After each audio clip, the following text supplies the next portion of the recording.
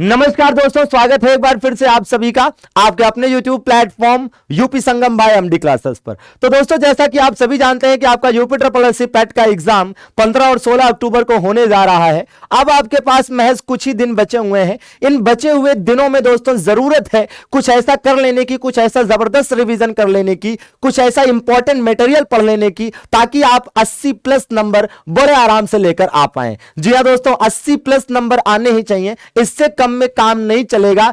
क्योंकि आपने पिछले वाले पेट का हाल देखा कि बहुत सारे लोग ऐसे थे जो 64-65 नंबर लाकर भी बहुत सारे अच्छे अच्छे एग्जाम्स में नहीं बैठ पाए। पिछली बार दोस्तों बात अलग थी, क्योंकि पिछली बार जो फॉर्म थे वो लगभग 19 लाख के आसपास ही पड़े थे, जबकि इस बार जो फॉर्म पड़े हैं वो लगभग 36 लाख से ऊपर हैं, 37 लाख के आसपास फॉर्म बताए जा रहे हैं। तो ऐसे में पिछले बार जितने लोगों ने फॉर्म अप्लाई किया था उसकी डबल संख्या इस बार देखने को मिल रही है। तो अपने आप में इस बार जो कंपटीशन है वो पिछली बार के मुकाबले डबल है। तो ऐसे में जाहिर सी बात है कि 80+ से नीचे तो काम नहीं चलेगा, और ऐसे में आपको सटीक रणनीति पर काम करने की जरूरत है। और सटीक रणनीति का सबसे पहला हिस्सा है आपका अपना सिलेबस जो यूपी ट्रिपल ने दिया है। क्योंकि अगर आप सिलेबस के अकॉर्डिंग पढ़ाई नहीं करेंगे तो आपका मामला जो है गड़बड़ हो सकता है। गड़बड़ इसलिए हो सकता है क्योंकि आपके पास एक तो इतना समय नहीं बचा है, और दूसरा अगर आप सिलेबस के अकॉर्डिंग नहीं चलेंगे तो चीजें गड़बड़ हो जाएंगी। अगर आपके पास सिलेबस है दोस्तों तो बहुत अच्छी बात है, नहीं तो आप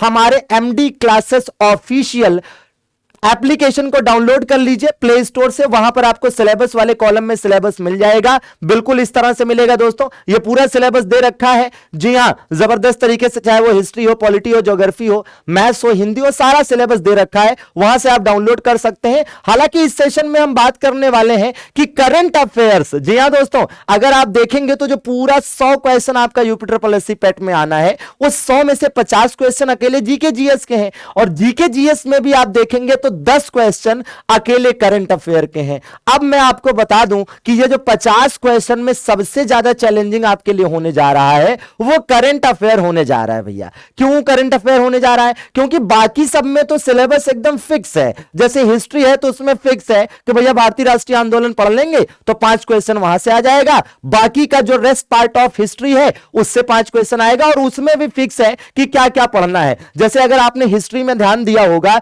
तो क्या था भैया हिस्ट्री में, आइए जरा हिस्ट्री में एक बार हम आपको दिखा देते हैं कि जो हिस्ट्री थी दोस्तों उसमें सीधा सीधा क्या था कि भाई ये देखिए भारतीय राष्ट्रीय आंदोलन में ये 5 टॉपिक दे रखे हैं, बस इन्हीं 5 टॉपिक से 5 क्वेश्चन सीधे सीधे आने हैं। ठीक है, बाकी का जो बचा हुआ रेस्ट पार्ट ऑफ हिस्ट्री है उसमें भी फिक्स है कि भैया सिंधु घाटी सभ्यता से आएगा, वैदिक संस्कृति है, बौद्ध जैन है, मौर्य सम्राट में भी पूरा मौर्य नहीं पढ़ना है, केवल अशोक पढ़ना है, गुप्त वंश में भी पूरा गुप्त नहीं पढ़ना है, समुद्रगुप्त चंद्रगुप्त द्वितीय बस 2 ही पढ़ना है। इसी प्रकार से हर्षवर्धन केवल पढ़ लेना है, पूरा वर्धन डायनेस्टी नहीं पढ़नी है, राजपूत काल पढ़ना है, सल्तनत पढ़ना है, मुगल पढ़ना है, और ये भी है आगे मराठा और कुछ ब्रिटिश राज वगैरह से संबंधित चीजें पढ़नी है। इसके बाद आप ये भी समझिए कि जैसे पिछले बार का अगर यूपी ट्रिपल पेट का एग्जाम उठाकर देखें तो उसमें जो क्वेश्चन आए हुए थे, चाहे वो दिल्ली सल्तनत के हो चाहे मुगल साम्राज्य के हो, तो ज्यादातर वो क्वेश्चन कैसे थे, वो वहां के आर्ट एंड कल्चर या सामाजिक व्यवस्था या टैक्सेशन सिस्टम, कर प्रणाली या उसके द्वारा बनाई गई जो इमारतें वगैरह है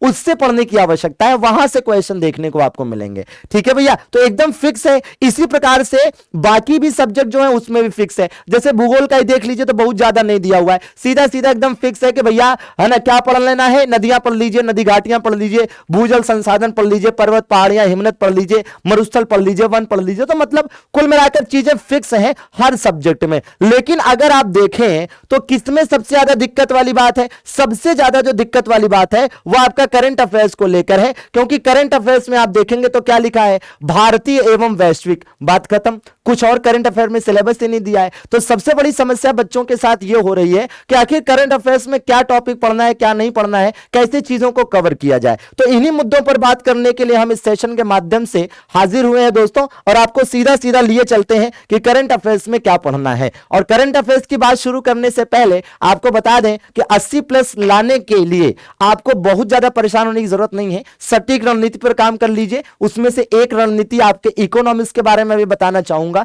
कि इकोनॉमिक्स के लिए बहुत ज्यादा परेशान मत होइए। जो कुछ बैंकिंग से रिलेटेड, पंचवर्षीय योजना से रिलेटेड और राष्ट्रीय संस्थाएं जो हैं, वित्तीय संस्थाएं, उससे रिलेटेड चीजों को पढ़ लीजिए। बाकी जो आपका इकोनॉमिक्स है उसके कई सारे क्वेश्चन है ना, कई सारे में मतलब यह है कि 2 या 3 क्वेश्चन तक ऐसे देखने को मिल सकते हैं जो आपको करंट अफेयर्स पार्ट में बजट और आर्थिक सर्वेक्षण से मिल सकते हैं। ठीक है भैया, तो कहीं ना कहीं मैं आपको यह कहना चाह रहा हूं कि जो करंट अफेयर 10 क्वेश्चन आपके सिलेबस में है वो अपने आप में 10 नहीं है, वो अपने आप में अगर आप करंट अफेयर सटीक रणनीति के साथ अच्छे से पढ़ लें तो आप करंट अफेयर से 10 नहीं 15 नंबर सही कर सकते हैं। अब आप कहेंगे सर 15 नंबर कैसे सही कर सकता हूं? बिल्कुल भैया, अगर आप करंट अफेयर ढंग से पढ़ेंगे तो करंट अफेयर्स वाले तो 10 क्वेश्चन आप कर ही लेंगे। इसके अलावा जो जनरल अवेयरनेस में याद करिए कि पुरस्कार एवं सम्मान दे रखा है, तो पुरस्कार एवं सम्मान दिया है तो पुरस्कार एवं सम्मान से जो ऐतिहासिक पूछेगा वो तो जनरल अवेयरनेस है, लेकिन उससे रिलेटेड जो आपका पूछ दिया कि भाई हाल ही में कौन सा सम्मान किसे दिया गया, तो वो तो आपका करंट अफेयर से रिलेट करेगा ना। और आप ये कह भी नहीं सकते कि भैया जनरल अवेयरनेस में आपने ये सिलेबस में दिया था तो ये करंट का टॉपिक है, इसको यहां क्यों पूछ रहे हैं, ये नहीं कह सकते कि सिलेबस में दिया है। इसी प्रकार से इकोनॉमिक्स में भी हमने कहा कि बजट और आर्थिक सर्वेक्षण वाला क्वेश्चन उठाकर इकोनॉमिक्स में दे सकता है, योजनाओं वाला क्वेश्चन उठाकर इकोनॉमिक्स में दे सकता है। तो कहने का मतलब यह है कि अगर प्रॉपर रणनीति के साथ पढ़ें तो करंट अफेयर्स जो है वो अपने 10 क्वेश्चन तो आप सही करेंगे उसके करंट अफेयर के साथ में, आप जनरल अवेयरनेस में 1-2 क्वेश्चन और इसी प्रकार से 1-2 क्वेश्चन इकोनॉमिक्स में भी या अन्य किसी सब्जेक्ट में भी देखने को मिल सकते हैं। और इससे आपका 14 से 15 क्वेश्चन करंट अफेयर्स के माध्यम से यहां बनता नजर आएगा। और वो कैसे होगा वो मैं आपको बताऊंगा। बहुत जल्द आपके लिए करंट अफेयर्स की मैराथन भी आ रही है, 9 तारीख को आ रही है। आप जानते हैं कि सुबह 8 बजे से लगातार चलेगा, उसके बारे में भी बात करेंगे। आइए देख लेते हैं कि करंट अफेयर्स में हमें क्या पढ़ना है। तो मोटी मोटा देखिए, यहां पर बकायदा हमने मोटी मोटा एक बता दिया कि भैया ये टॉपिक है, ये मोटी मोटा टॉपिक है, और फिर उधर जो है आपकी स्पेसिफिक टॉपिक बताए गए हैं। तो जैसे राष्ट्रीय घटनाक्रम आपको पढ़ना है, ठीक है, अंतरराष्ट्रीय घटनाक्रम, अर्थव्यवस्था एवं बैंकिंग, विज्ञान एवं प्रौद्योगिकी, खेल खिलाड़ी, पुरस्कार एवं सम्मान, उत्तर प्रदेश विशेष। ठीक है भैया, इतनी भाई मोटी मोटा ये करंट अफेयर में आपको पढ़ना है। अब देखिए इसके अंतर्गत क्या पढ़ना है, तो उस पर भी एक जरा नजर डाल लेते हैं कि इसके अंतर्गत क्या पढ़ना है मुख्य रूप से। तो जैसे राष्ट्रीय घटनाक्रम है तो भैया राष्ट्रीय घटनाक्रम में तो कई सारी चीजें आएंगी, लेकिन मुख्य रूप से आप देखिए क्या आएगा, सरकार के आगामी लक्ष्य। क्या आएगा भैया? सरकार के आगामी लक्ष्य आएंगे। तो भाई सरकार के आगामी लक्ष्य आपको पढ़ने हैं कि 2022 तक कौन सा लक्ष्य था, 24, 25, 30 तक कौन सा लक्ष्य है। इसी प्रकार से प्रमुख ब्रांड एम्बेसडर भी पढ़ना है। अच्छा, प्रमुख ब्रांड एम्बेसडर में भाई ज्यादातर राष्ट्रीय से ही होंगे, लेकिन कुछ है ना वैश्विक स्तर पर काम करने वाली कंपनियों के भी ब्रांड एम्बेसडर पूछे जा सकते हैं। तो वो आपको एक लिस्ट याद करनी, लेकिन इसमें बहुत लंबी चौड़ी लिस्ट होती है, तो आपको समझना पड़ेगा कि क्या मामला है और कहां तक का लिस्ट है। और इसमें भी आपको ध्यान देना पड़ेगा कि ऐसा नहीं कि करंट अफेयर आप उठाकर 1.5 साल का 2 साल का पढ़ डालें ना।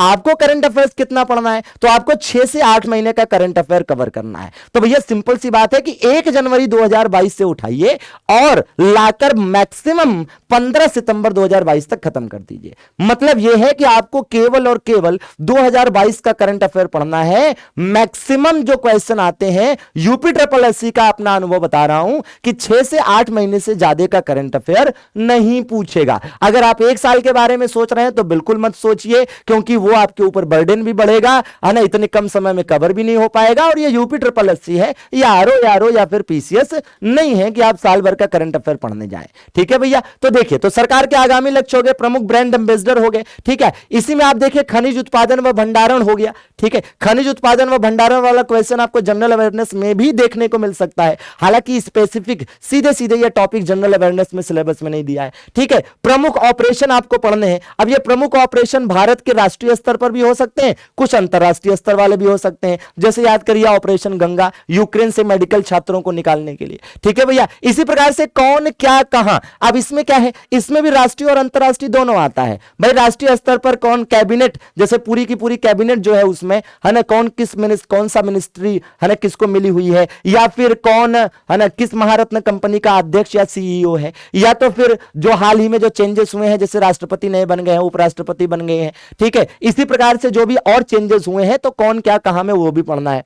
प्रमुख सूचकांक व रिपोर्ट जो है इसमें भी देखिए क्या है, वैश्विक मतलब राष्ट्रीय और वैश्विक स्तर पर दोनों ही इसमें आएगा प्रमुख सूचकांक व रिपोर्ट में, ठीक है। तो जैसे प्रमुख सूचकांक में अभी हाल ही में रिपोर्ट आ गई ह्यूमन डेवलपमेंट इंडेक्स की, ठीक है भैया, तो मानव विकास सूचकांक की रिपोर्ट है। इसी प्रकार से रिपोर्ट में आप देखेंगे तो वन जो ISFR है मतलब Indian state of forest report जो है, ठीक है, तो वन वाली जो रिपोर्ट है वो पढ़नी पड़ सकती है। टाइगर वाली जो रिपोर्ट है टाइगर सेंसस को लेकर वो थोड़ी पुरानी जरूर है लेकिन वो आपको पढ़नी पड़ेगी, ठीक है भैया। इसी प्रकार से सम्मेलन व आयोजन आपको पढ़ने पड़ सकते हैं जो भारत में कुछ होने हैं, कुछ अन्य देशों में होने हैं, ठीक है, वो भी आपको पढ़ना पड़ेगा। फॉर एग्जांपल कि अगले साल भाई G20 की बैठक भारत में होने जा रही है जम्मू कश्मीर में, और इस साल इंडोनेशिया के बाली में हो रही है, ठीक है भैया। तो ये सारी चीजें हैं। इसके बाद आप आगे बढ़ेंगे तो देखिए राष्ट्रीय और अंतरराष्ट्रीय घटनाक्रम में ये हमने मेन आपको बता दिए, हालांकि कुछ और टॉपिक आएंगे लेकिन मेन ये है, ठीक है। और ये मैं विश्वास मान के चल रहा हूं कि आपको इन्हीं टॉपिक से वो 10 क्वेश्चन देखने को मिल जाएंगे, ठीक है। बाकी जो प्लस होंगे जनरल अवेयरनेस और इकोनॉमिक्स में जाके वो तो होंगे ही, ठीक है। जैसे अर्थव्यवस्था व बैंकिंग है तो अर्थव्यवस्था व बैंकिंग में देखिए केवल अर्थव्यवस्था नहीं लिखा है, साथ में बैंकिंग भी लिखा है। तो अर्थव्यवस्था व बैंकिंग के अंतर्गत बैंकिंग फील्ड में जो हुआ है वो हमें पढ़ना है थोड़ा बहुत, ठीक है। बाकी बजट और इकोनॉमिक सर्वेक्षण तो पढ़ना ही पढ़ना है। अच्छा, बजट और आर्थिक सर्वेक्षण इसमें भी ध्यान देना है कि भारत का भी पढ़ना है और उत्तर प्रदेश का भी पढ़ना है, दोनों का ध्यान देना है। विज्ञान एवं प्रौद्योगिकी की बात करें तो क्या पढ़ना है भैया, तो विज्ञान एवं प्रौद्योगिकी अर्थात साइंस एंड टेक में आपको क्या पढ़ना है, मुख्य रूप से इसरो का पढ़ना है। और किसका पढ़ना है, नासा का पढ़ना है। इसरो पढ़िए क्योंकि यह भारत की अंतरिक्ष एजेंसी है, नासा पढ़िए क्योंकि यह दुनिया की सबसे फेमस अमेरिका की अंतरिक्ष एजेंसी है। रोसकॉस्मॉस ने कुछ इधर काम किया नहीं रूस की, ठीक है, लेकिन चाइना की जो CNSA है उसने थोड़ा बहुत काम किया है, तो वो पढ़िए। थोड़ा बहुत ईरान की अंतरिक्ष एजेंसी ने भी हल्का फुल्का काम किया है, ठीक है, पहला अपना स्वदेशी उपग्रह वगैरह छोड़कर, तो वो आपको पढ़ना है। बाकी जो है कोरोना को लेकर, स्वास्थ्य को लेकर जो विभिन्न संस्थाओं के द्वारा काम किए जा रहे हैं, जैसे कि विभिन्न वैक्सीन बनाई गई इंसानों के लिए,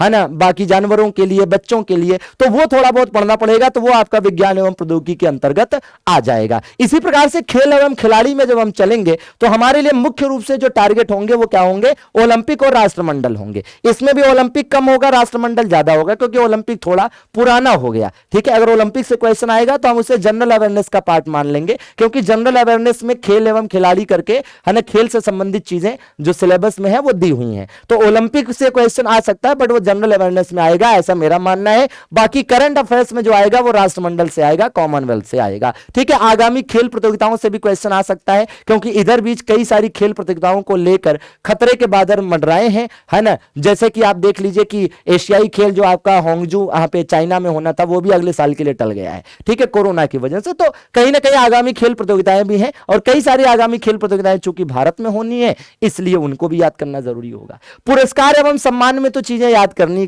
है। अच्छा, पुरस्कार एवं सम्मान जो है यह आपका करंट अफेयर में भी आएगा, जनरल अवेयरनेस में भी आएगा, ठीक है भैया। तो समझिए इसी प्रकार से उत्तर प्रदेश विशेष आपके लिए बहुत महत्वपूर्ण होगा। भले 2 ही क्वेश्चन आए लेकिन करंट अफेयर्स में उत्तर प्रदेश का करंट अफेयर आपको जरूर देखने को मिलेगा, ठीक है भैया, ये हमारा अनुभव कहता है। तो अगर आप देखेंगे तो मोटी मोटा ये टॉपिक है और इन टॉपिक्स के अंतर्गत ये मेन टॉपिक है और ये मेरा मानना है कि अगर इन सब से एक क्वेश्चन मिल गए तो 10 क्वेश्चन आपके यहीं कवर हो जाएंगे।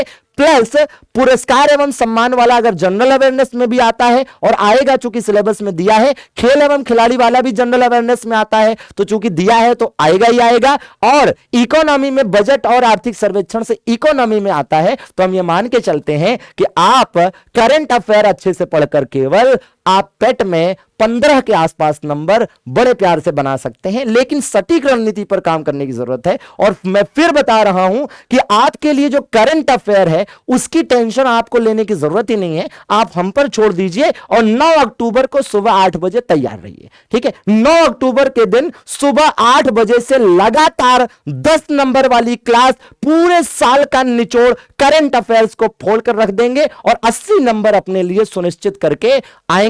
ये ठान लीजिए, मान लीजिए, जान लीजिए कि संडे का दिन है, संडे का दिन है 9 अक्टूबर सुबह 8 बजे से लगातार शानदार, जबरदस्त, धमाकेदार। तो मिलते हैं दोस्तों 9 अक्टूबर को सुबह 8 बजे। चैनल को सब्सक्राइब जरूर कर लीजिएगा और हां, क्लास चैनल पर भाई शेड्यूल है, तो फटाफट जाकर उसको लाइक भी कर दीजिएगा और अपने लिए सेट भी कर लीजिएगा कि भैया हाँ, रिमाइंडर सेट कर लीजिएगा कि भाई 9 अक्टूबर को 8 बजे आना है। कॉपी पेन लेकर तैयार रहिएगा। जो भी पढ़ाया जाएगा पीडीएफ भी आपको मिल जाएगा और उस पीडीएफ के माध्यम से आप फटाफट रिवीजन करके 15 और 16 अक्टूबर के एग्जाम में एकदम फोड़ कर रख देने वाले हैं। मजा आ जाएगा। ठीक है भैया, तो प्रॉपर रणनीति के साथ मैं फिर बता रहा हूं कि अगर आपके पास सिलेबस नहीं है तो सिलेबस हमारे एमडी क्लासेस ऑफिशियल एप्लीकेशन से डाउनलोड कर लीजिए। सीधा प्ले स्टोर पर जाइए, MD classes official application download कर लीजिए। वहां पर एक सिलेबस का कॉलम मिलेगा, उसमें यूपी ट्रिपल एससी पेट का सिलेबस अपलोड है पीडीएफ फॉर्मेट में। डाउनलोड कर लीजिए और उसी के अकॉर्डिंग अपना रिवीजन करिए। अपनी ऊर्जा, अपना समय कहीं भी व्यर्थ मत जाने दीजिए, क्योंकि अब समय कम बचा है। इसमें जो कर लेंगे बस वही आपका भविष्य है। और मैं फिर कहूंगा दोस्तों कि जीतोगे तुम ही, खुद से ये वादा करो। जितना सोचते हो दोस्तों, कोशिश उससे ज्यादा करो। तो बाकी हम लोग आपके साथ हैं दोस्तों, बने रहिए हमारे साथ। मिलते हैं 9 अक्टूबर को सुबह 8 बजे। धन्यवाद।